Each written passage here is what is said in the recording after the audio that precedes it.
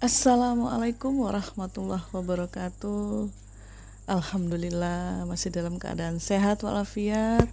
Masih bisa berjumpa lagi dengan saya dalam segmen kata Bu Retno. Ya, apa sih Bu Retno hari ini mau berkata apa?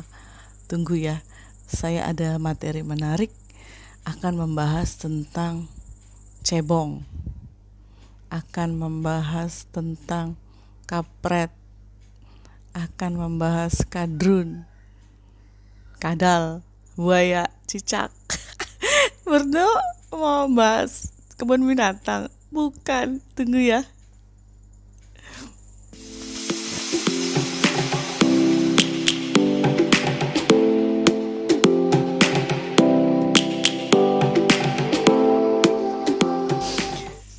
Nah, yang akan saya bahas juga di sini adalah terkait dengan kata simbolik hewan yang ramai di dunia perpolitikan. Nah, ini yang agak kalau tadi dalam dunia puisi itu bikin enak ya didengar tenang, ini kayaknya kalau di dunia perpolitikan agak-agak sensi sebenarnya ya.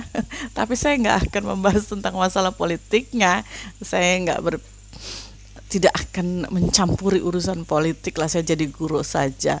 Yang menarik itu tadi karena ada di sana kata-kata simbol yang menggunakan hewan-hewan sebagai perbandingannya ya, sebagai perumpamaannya. Contoh,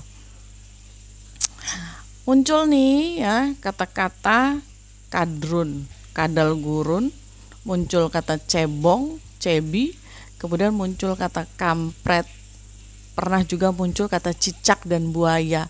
Kenapa sih simbol-simbol itu dipakai? Kenapa begitu ya? Memang ada latar belakangnya, ada sebab musababnya kenapa simbol-simbol itu dipakai.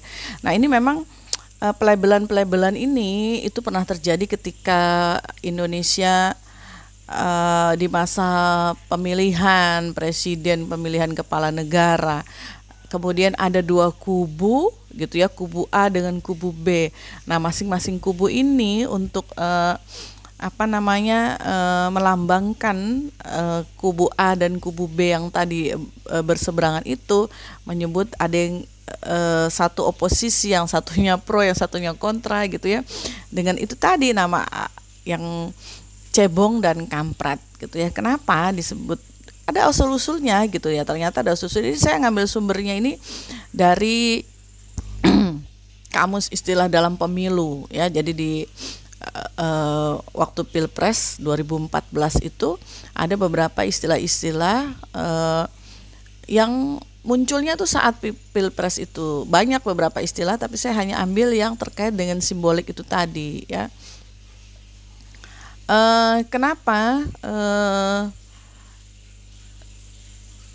Nah, kubu yang pro terhadap pemerintah itu disebut cebong ya, karena asal usulnya di sini berdasarkan sumber yang saya dapat gitu ya.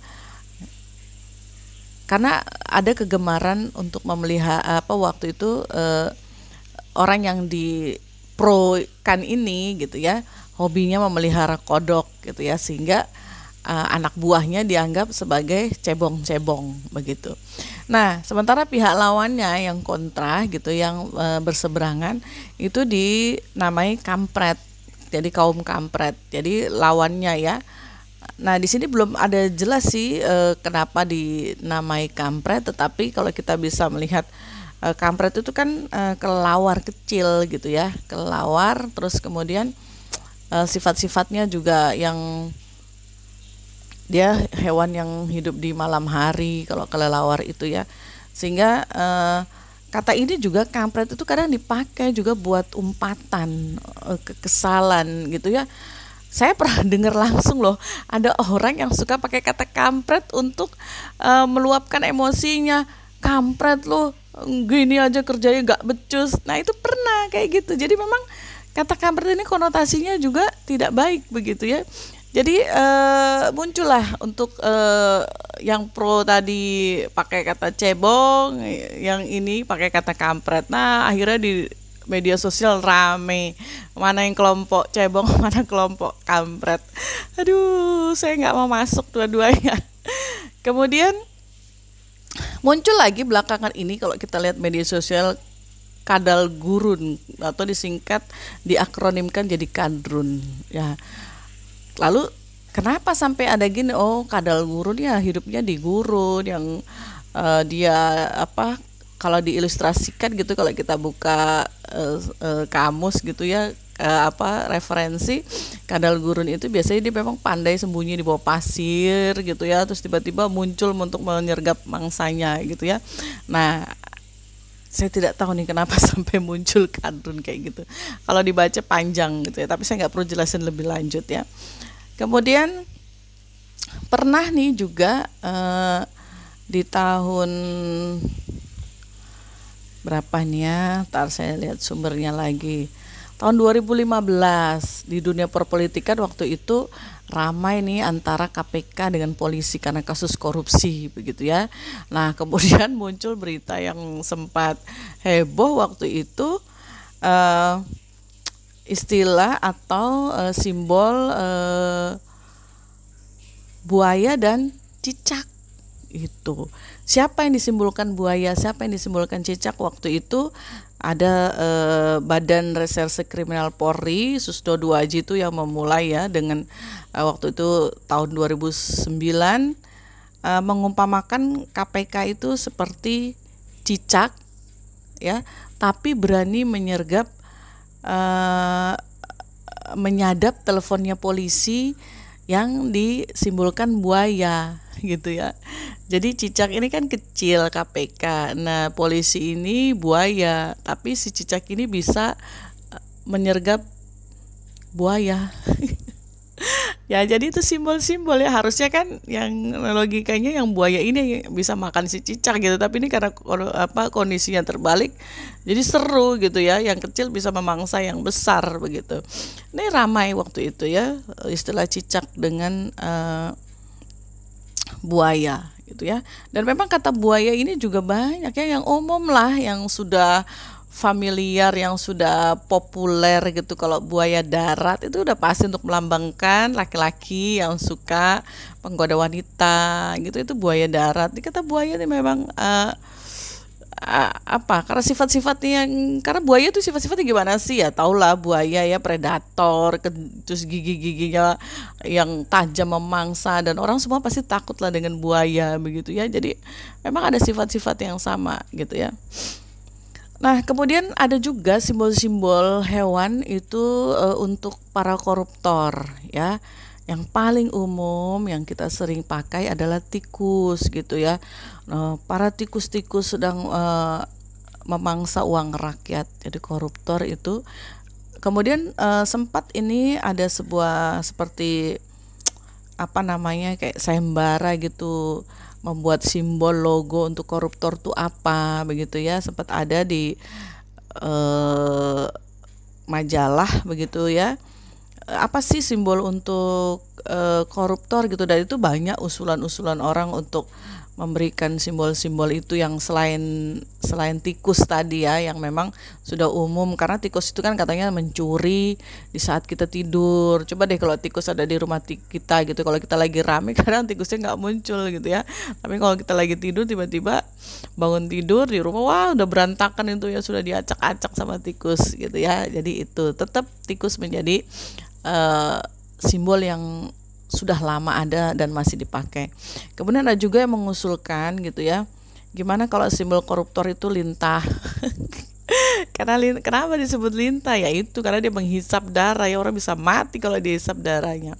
Kemudian juga ada yang melambangkannya, kenapa enggak gurita, kenapa enggak ikan piranha? Jadi banyak usulan-usulan tuh dari orang-orang untuk melambangkan koruptor. Nah, itu kita sudah bicara tentang simbol ya. Nah, di sekitar kita itu banyak sekali kata-kata yang disimbolkan dengan benda, hewan, terus kemudian bisa dengan warna ya, bisa juga dengan tadi bunyi ya, bisa dengan sesuatu gitu, fenomena atau apa. Ya tujuannya untuk apa? Sebenarnya adalah itu untuk mengungkapkan kiasan, untuk mengungkapkan secara halus juga sebenarnya ya. Kita tidak akan memang bahasa itu kan kita ingin menyampaikan maksud itu kadang kalau mau langsung itu khawatir tersinggung orang, atau khawatir atau ada sindiran-sindiran. Kita bermaksud menyindir orang itu tapi menggunakan simbol itu tadi gitu ya. Karena kita juga memang dalam keseharian kita bercakap-cakap juga kadang kita memang pakai gitu ya. Ah, jangan bergaul sama dia, dia mah bunglon, nggak punya pendirian. Nah, kenapa nggak punya pendirian itu lambangkan bunglon? Karena kan bunglon itu nempel di dahan yang hijau jadi hijau, nanti nempel di dahan coklat jadi coklat, nempel di tempat yang biru jadi biru, jadi nggak punya pendirian seperti bunglon gitu. Atau sesuatu keindahan-keindahan juga bisa dilambangkan sebagai disimbolkan dengan misalnya kecantikan seseorang. Aduh, wajahmu cantik bagaikan purnama. Nah itu kan purnama itu bulan, berarti dia jadi nggak selalu simbolik itu sesuatu yang buruk, tidak gitu ya. Karena kebetulan banyak memang hewan-hewan yang perilakunya itu bukan kasar, perilakunya itu kalau hewan itu kan berarti buas, ganas, itu disimbolkan dengan sesuatu juga yang tidak baik. Tapi sebaliknya, kalau sesuatu itu indah, cantik, seperti tadi, wajahnya cantik bagaikan purnama, bulan purnama gitu. Nah, itu kan simbol juga, tapi bukan yang konotasinya negatif tapi positif gitu ya. Atau kita menyebut seseorang itu pujaan hatiku, terus kemudian saya ganti dengan simbol dia adalah bintang di hatiku. Nah, kata bintang itu simbol, bukan bintang yang di langit sana, tapi dia simbol. Kenapa bintang ya. Jadi atau kata bunga, banyak sekali simbol-simbol dengan bunga ya kan, banyak tersirat di lagu-lagu gitu ya. Kau bunga dahliaku, kau melatiku, yang kayak gitu. Nah, itu melambangkan apa ya? Bunga melati yang putih, harum, mewangi dan sebagainya. Terus kalau ada seseorang gadis cantik di sebuah desa yang jadi idola gitu, disebut kembang desa, bunga desa ya. Itu simbol-simbol seperti itu.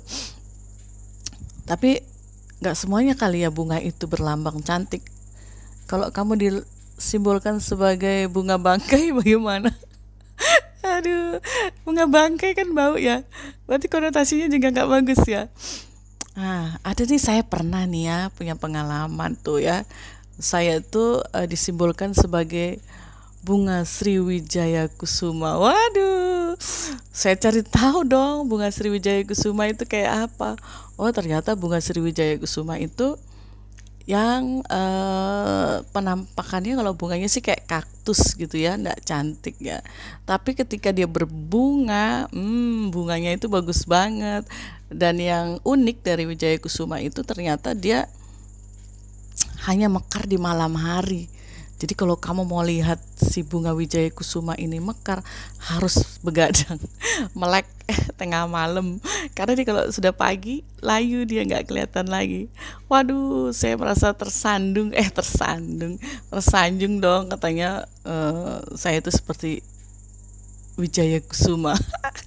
Kok jadi muji diri sendiri sih? Ya begitulah. Hari ini kita bicara simbol ya, karena simbol-simbol itu bisa saja mungkin menerpa ke diri kita gitu kan. Kalau simbolnya bagus, alhamdulillah, kayak saya tadi ya, saya seperti bunga Wijaya Kusuma. Tapi terus karena perangai kita buruk, perangai kita jelek, terus kita disimbolkan juga dengan hewan yang buruk, kan nggak mau juga kan. Nah, jadi supaya orang tidak menyimbolkan kita dengan hal yang buruk, jangan berlaku buruk ya, berlakulah yang baik, sehingga kita dilambangkan, disimbolkan juga dengan sesuatu yang baik gitu ya. Oke, baiklah, terima kasih atas perhatiannya.